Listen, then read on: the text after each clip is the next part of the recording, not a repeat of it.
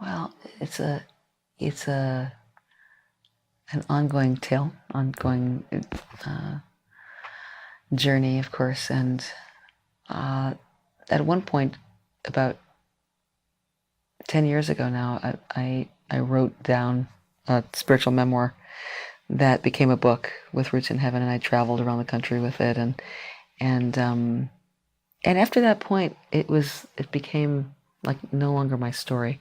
So it's almost going back to it as it feels a little like stale cake, you know. It's like it's not. I mean, I could tell you the story, but and I'll tell you in the broadest sense that I've always been a seeker, and I was raised in a very, very orthodox family, and from a lineage of rabbis on one side, German rabbis, and on the other side, a Baal Tshuva father. So very, very intense and rigid, and I escaped as quickly as I could, and started to just go on a journey around the world and study anything I could, Christian mysticism, or going to ashram, study different kinds of yoga and meditation. And again, it just feels like that all of that's back there. But just to say that it's always been an alive river for me. This journey, this seeking Hashem, seeking God. One strand that has been particularly important to me is my dreams. That has been a very powerful guiding force in my life. And I can go for weeks without a dream, but that has been my checkpoints throughout my life, like my touchstones. And those are really the deepest God voice that I have felt unfailingly coming to me and guiding me. I'll tell you one that was very, very powerful for me. I was living with a non-Jew, with a Christian mystic, actually, who later became my husband. And during that time, I was very, very disaffected from Judaism, and really was pretty, I would say, even anti-Semitic. I was really disgusted with the way Judaism was. I didn't know, I wasn't involved in the community at that point, but I had been very, very strongly turned off for a variety of reasons. And I find myself in this dream in a very old city, perhaps old Prague or old Berlin, and it's nighttime. And I'm walking down an old street, perhaps made of cobblestones or rough rocks, rough stones, cobbled together. And to my right is an enormous synagogue.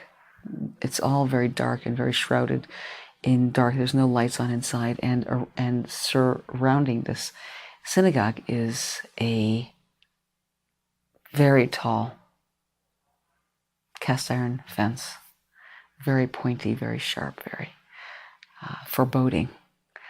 And I think there's a huge draw to go inside.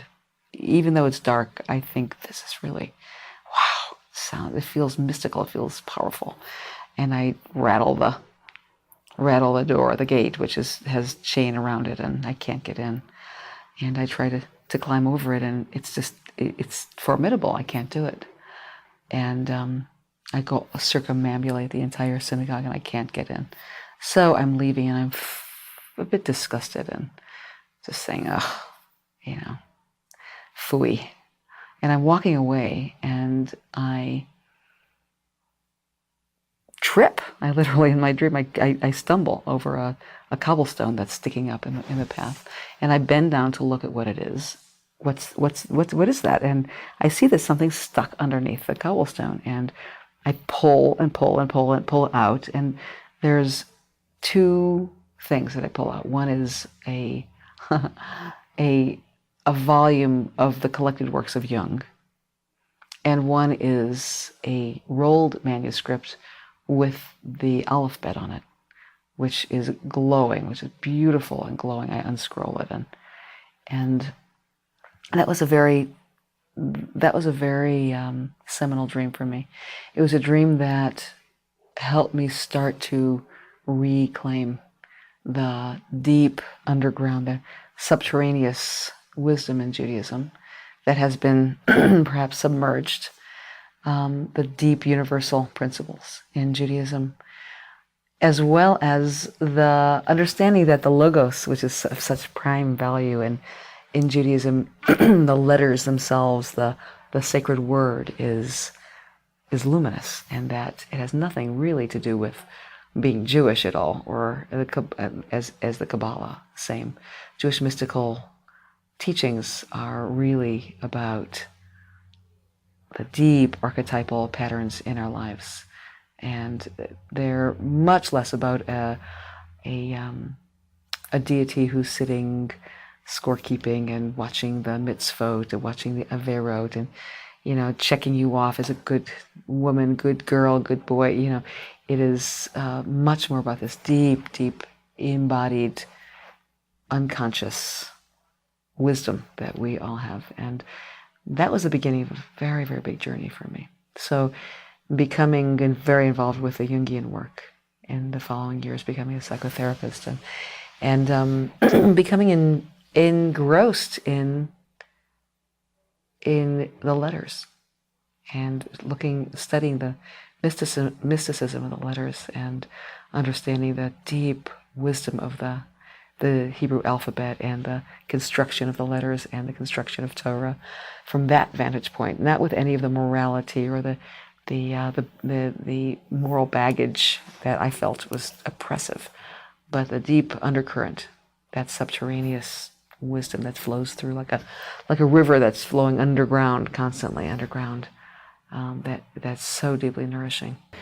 So that was the beginning of a big launching point, and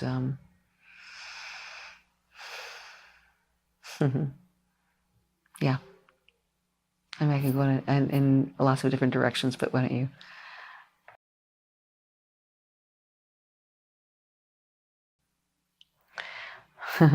I remember very, very early. I was young.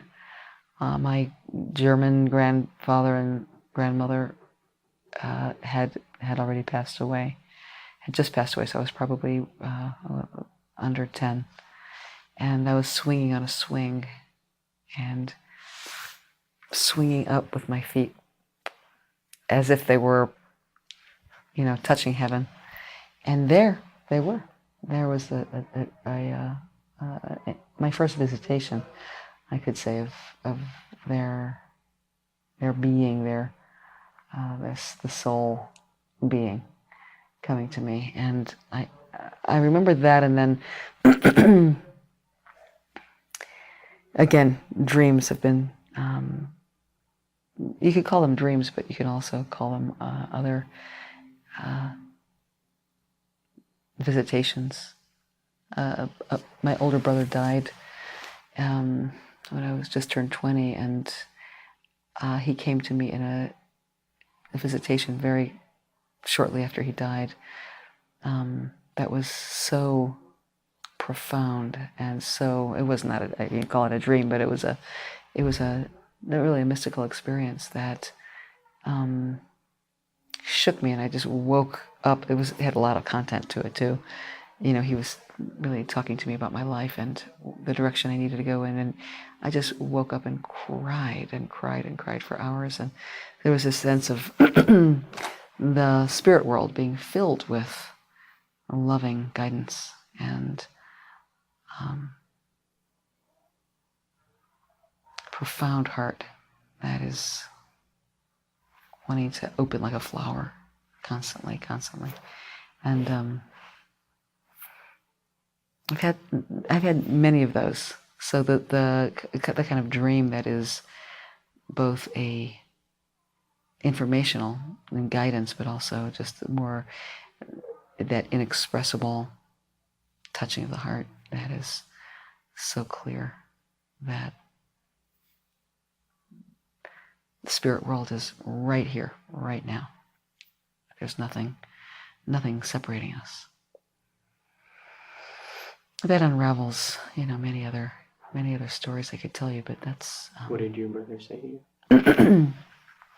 Well, he had made some rather... At some point, I'll give you my first book, because a lot of these dreams are in there. He was... Let's see, how can I say this?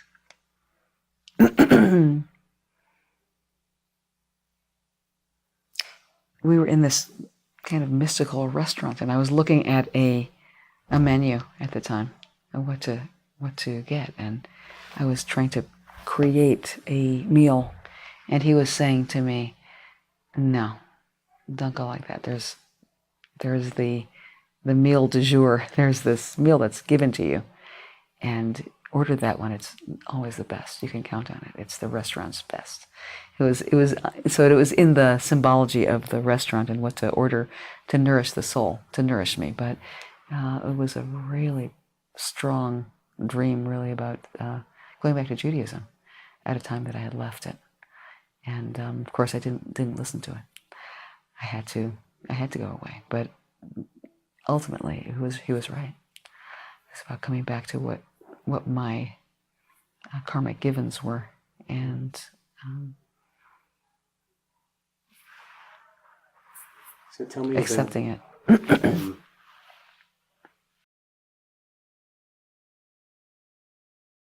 I feel that the true spiritual journey is a paradoxical one, and it's never a straight path, and it's never what the ego wants to dictate. It's always comes through in other ways. So I was married to a Christian minister for years, and paradoxically, it was through that marriage. I told you I had rejected Judaism, and it was through that marriage that I was deeply impelled to revisit my birth religion through other eyes, through a different lens. I was free. I had been disowned.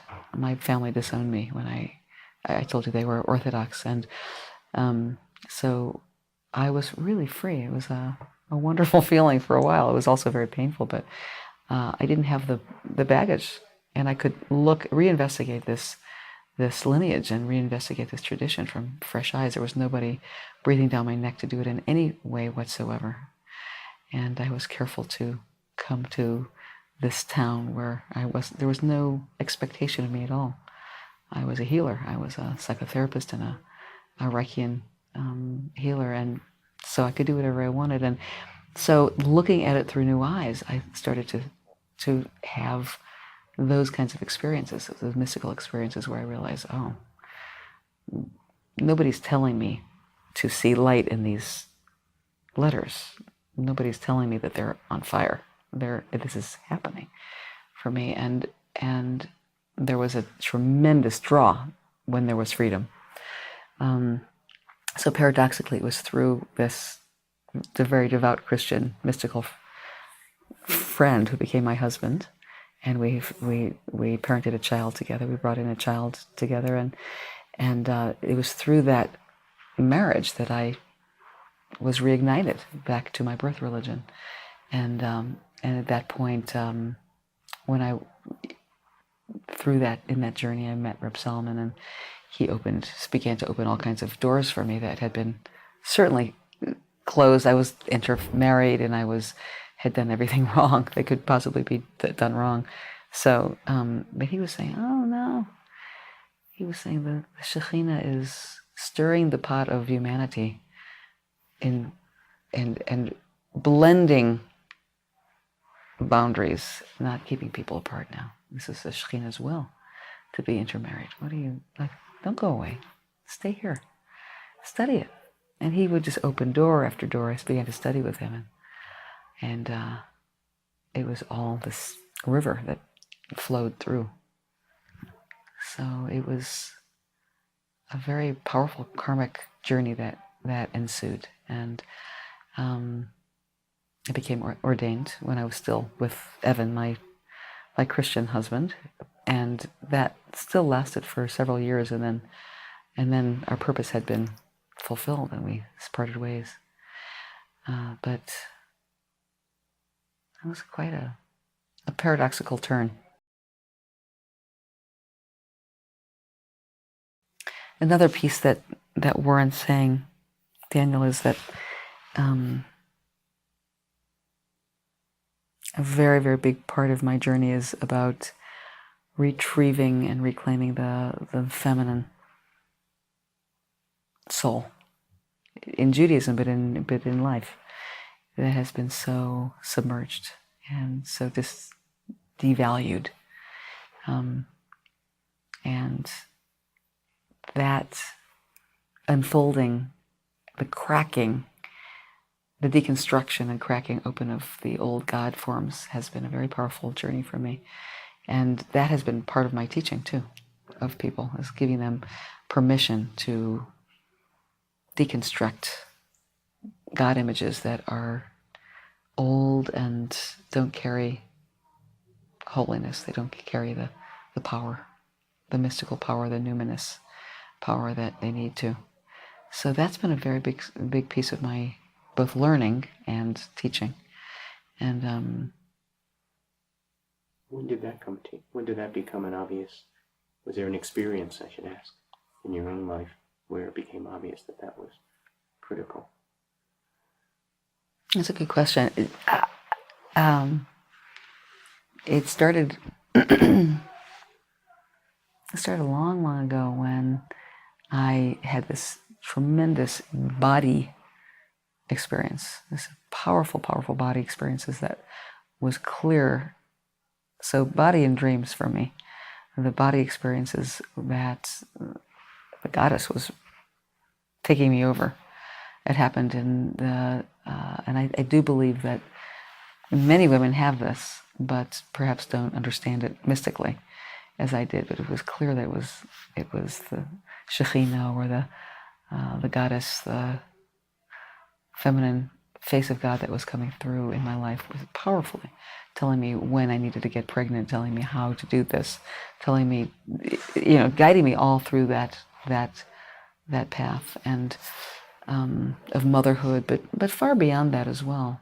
Really talking to me, revealing herself as different forms and through different dreams with different faces. Sophia, Chachma, and through the Shechinah form, through green Tara. It's not necessarily Jewish faces or names, but a powerful, that river of the feminine has been a very, very big revelation for me, of God revealing herself and talking to me about the terrible imbalance that's been perpetrated over centuries, and having the need for the earth, the need for humanity to rebalance that.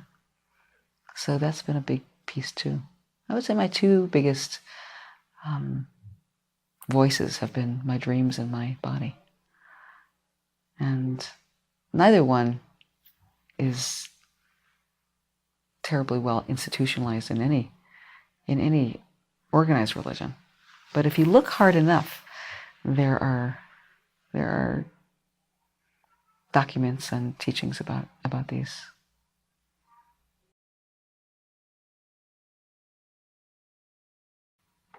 I wouldn't touch that, Daniel. I wouldn't touch that question. I mean, it's too, because as soon as you say it, it flattens out into a thing.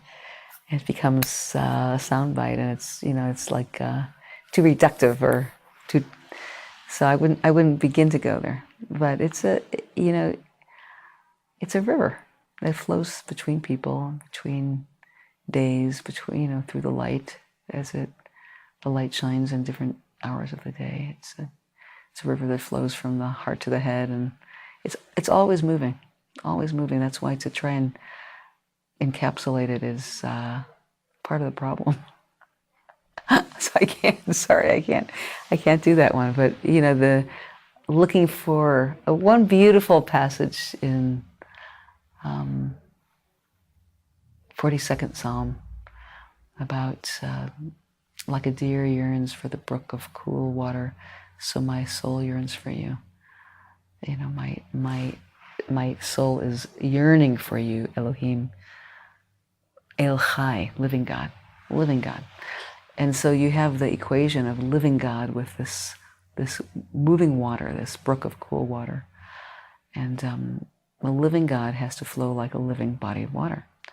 Mayim Chayim, it has to be flowing, and that means you can never step in the same river twice, as Heraclitus said. It's always different, it's always revealing itself, always new, always fresh, which makes it nourishing. Stagnant water, unfortunately, is what we have gotten used to, feeding our children and the book learning, and that's important too, but it has to be this paradoxical, quizzical, ineffable, unknown mystery.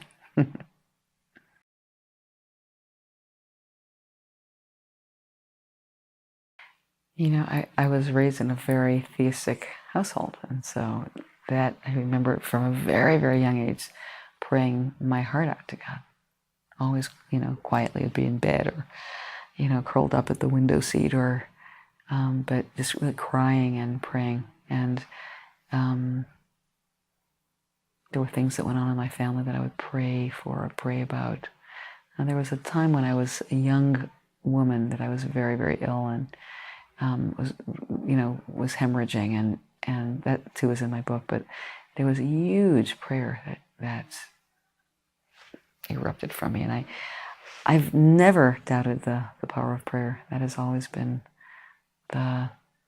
people write about it, they talk about it, they doubt it, question it constantly. And getting that question as a rabbi about whether prayer really works, and there's no question in my mind that bridge that we make with our hearts, and that we bring down the waters, of our tears and the waters of the liquid heart.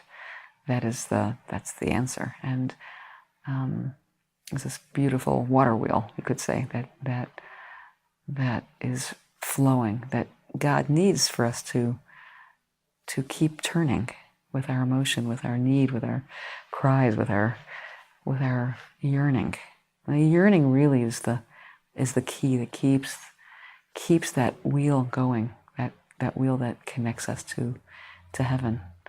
And I know that sounds primitive to say that there's a God field, and to use Reb Zalman's words, there's a God field, there's a place beyond this world that needs our yearning, that needs our prayers in order to keep flowing. And the yearning itself, the prayers themselves, allow there to be an influx of blessing, and we say a Yeridat Shefa, the scent of divine abundance. So to me, again, it might sound primitive, but it's something I don't even think about anymore. I know it. It's not that I believe it. I know it. And so the moments of yearning, whether I'm in trouble, when I was younger, it was when I was really in trouble, or, I was my first book is full of those moments where I was in a ship that's about to capsize, or whatever it was, that, just like going into this zone, going into this place of prayer that starts to turn that wheel of connection. And so again, I don't know if any of these questions are answering, but my answers are answering the questions, but all good.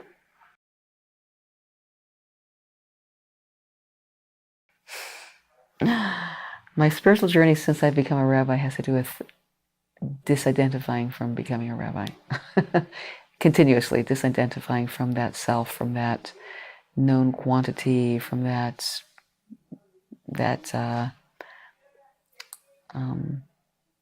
projection that people have of me, and really coming back, stripping that away. It's necessary. It's part of the role I play, but for me personally, to get inside that, for the very, very core of my relationship with Spirit, and to strip away those identities, those shells, that trip me up constantly. oh, well, I'm, and these people think this about me. And it has nothing to do with that deep core of heart that is on that unspoken place that connects. So it's a real challenge. That's the biggest challenge for me. That's the spiritual work in large measure, is to keep coming with open heart, humble and naked and powerless and devoid of answers before Spirit, and say, Hineni, here I am. And just embrace and be embraced. And that's hard to speak about, because obviously it's, again, as soon as I say it, it takes form, and then there's a thing that happens. But basically that's it. It's about stripping away. A great word, disidentify. Mm-hmm. You work so hard to identify, to become identified as a person, a personage. As you work for the role, you work for the degrees, you work for your ordination, and then you get there and it's like, okay, buddy, this could be your death. This could be your spiritual death if you buy it. If you buy into this, if this is who you are cooked. So as soon as you get there, this take off the layer after layer after layer, and get naked again. I haven't said that out loud, but before, but that's really.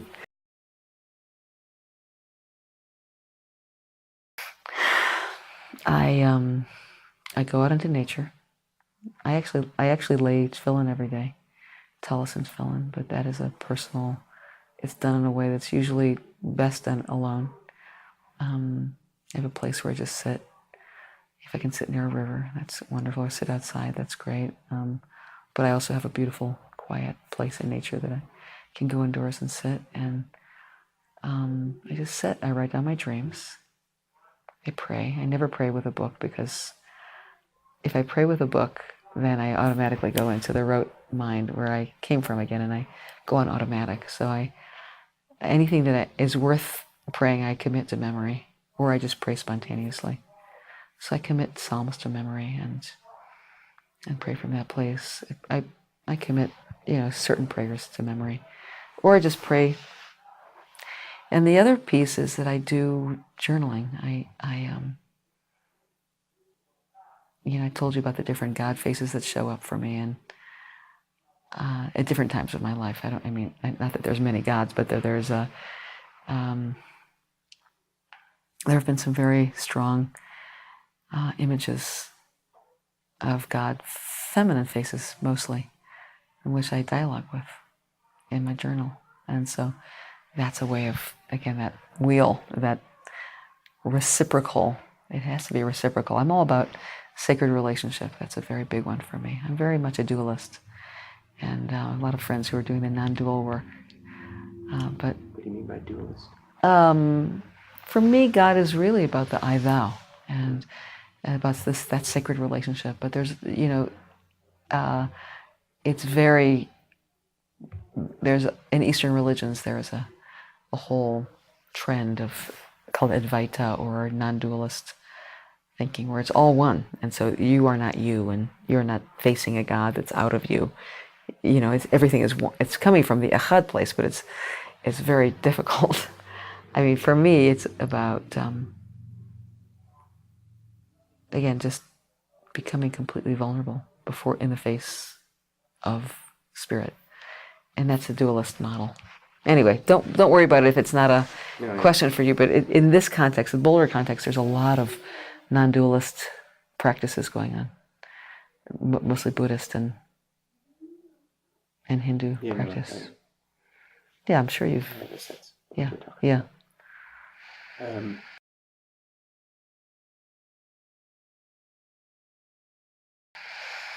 Is there a tefillah or a pasuk that is really deeply meaningful to you?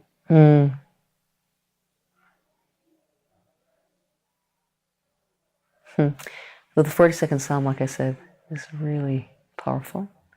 Ka'ayal tarog al afike mayim, kain tarog nafshi elech Elohim. Tzama nafshi le'Elohim ve'el chai. My soul thirsts for you, for the living God. And that's a really powerful one for me. And But another one that my life is so blessed.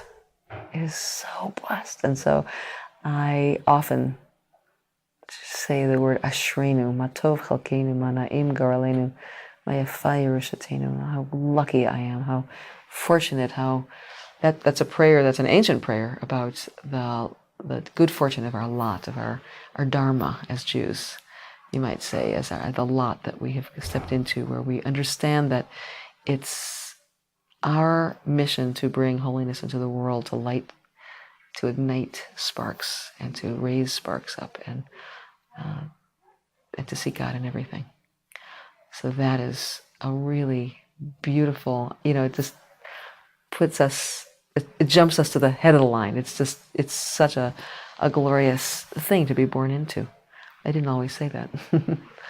For a long time it was an onus to be Jewish, but now I understand the mysticism of it, and it's really about igniting the world. All the hidden sparks, just lighting them one after the other. So now I get to say Ashrenu. Wow, I'm so lucky. So fortunate. But Psalms are mostly the way I go. And right now I'm working on the 42nd one. That's my meditation, but has been other ones different times.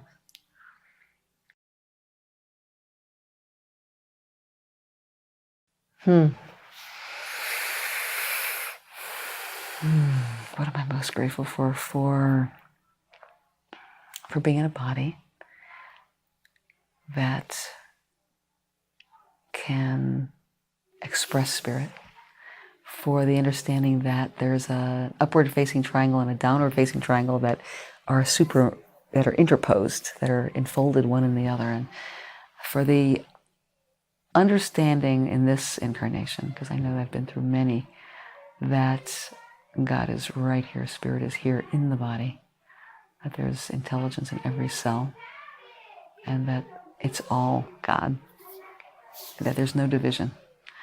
That has been a very prevailing philosophy, that is no longer useful or skillful or beneficial.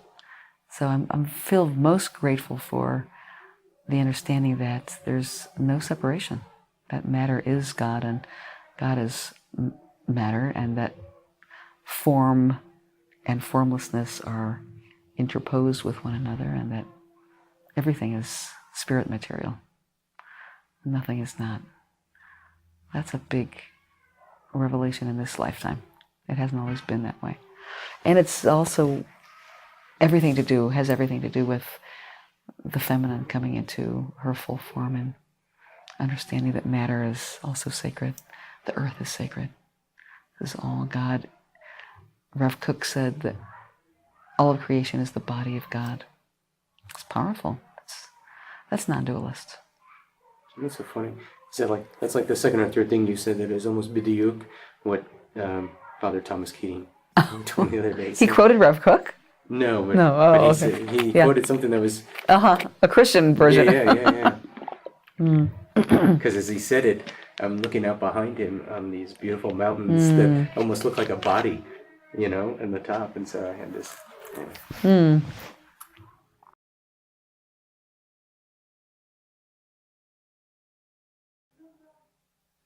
Well, it gets political, so I'm not sure you want to use this, but my greatest wish is really what's starting to happen on the planet. That there's a waking up, and it has everything to do with politics, and it has everything to do with the sociology of our time, and that there's that there's this critical mass that starts to take over, and I think it's starting to happen. We're right before the election, so there's a lot of that fever in the air of something could happen. We could turn this thing around. We're in such dire straits, and we could turn it around. And my biggest prayer is that we do, that we really do, and that there is an era of intelligence and waging peace, and that starts to have an effect, a domino effect, if you will, in the Middle East, and that Israel also will start to, the policymakers there and the leadership there starts to act from the deepest ethics and principles of our people, the ancient goodness that is not being embodied right now. So that's why I was saying you probably don't want to use any of that, but it's really like there's really this critical mass that starts to unfold in the world, and that we're starting to turn the tide now in our world here in the United States, and that it starts to spread. That there's an opening for trust and good faith and goodwill and intelligence, so that more people can live life as human beings with dignity. That Tselem Elohim really has a chance to be embodied here and in Palestine and in Africa, all around the world. So that's a big wish.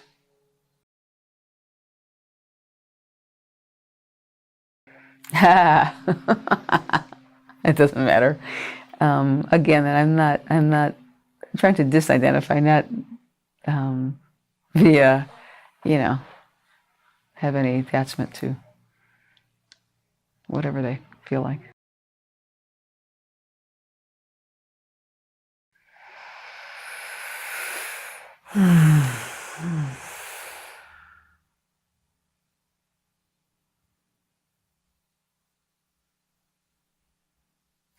My message is that the voice of Spirit is everywhere.